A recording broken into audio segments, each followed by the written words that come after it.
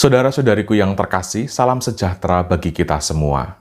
Kembali melalui tayangan ini saya mengajak Anda untuk belajar dan bermenung bersama melalui Injil Matius pasal 8 ayat 1 sampai dengan 4. Di dalam Injil, pada bagian ini diceritakan mengenai orang yang berbondong-bondong mengikuti Yesus setelah Yesus menyampaikan sabda di atas bukit.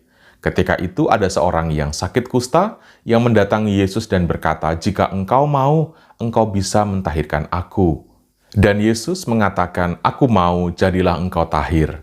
Sesudah menyembuhkannya, Yesus melarang orang itu untuk memberitahukan tentang peristiwa itu. Saudara-saudariku, pada poin inilah saya ingin mengajak Anda semua untuk bermenung mengapa Yesus melarang orang yang sakit kusta yang disembuhkannya itu untuk memberitahukan peristiwa kesembuhannya selain kepada imam sebagaimana hukum pada waktu itu. Inilah sebenarnya yang menjadi kritik untuk kita. Kita beriman tetapi menjadi tidak seimbang.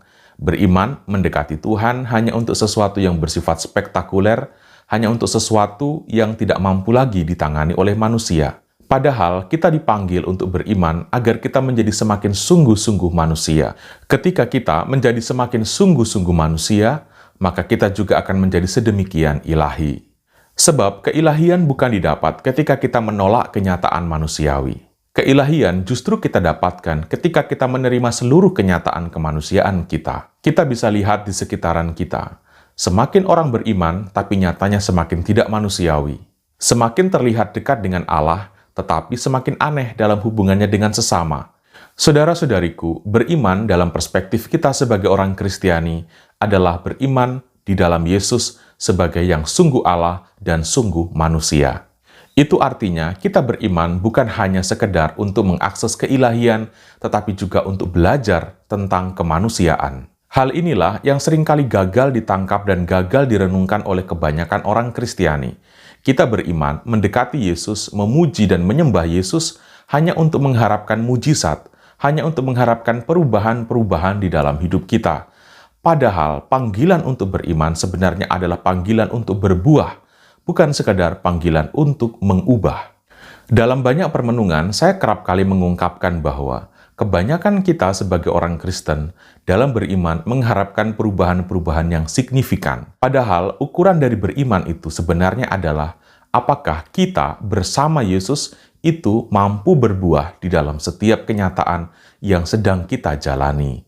Sebagaimana orang kusta tadi mengatakan bahwa, "Tuhan, kalau engkau mau," tentu saja saudara-saudariku, Allah mau mengubah hidup kita. Tetapi yang jauh lebih Dia inginkan, atau jauh yang lebih Dia mau adalah kita bersama Dia berbuah di dalam setiap kenyataan.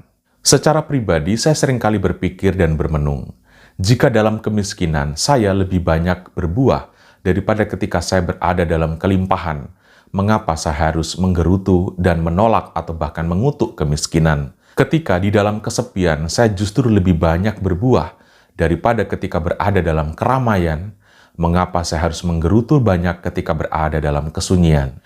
Ketika ketaatan membuat saya lebih banyak berbuah daripada ketika saya berada dalam kebebasan yang tak terkendali, mengapa saya harus menggerutu terhadap ketaatan ini? Sekali lagi saudara-saudariku, tentu saja Yesus mau atau bersedia untuk mengubah kenyataan hidup kita yang tidak menyenangkan.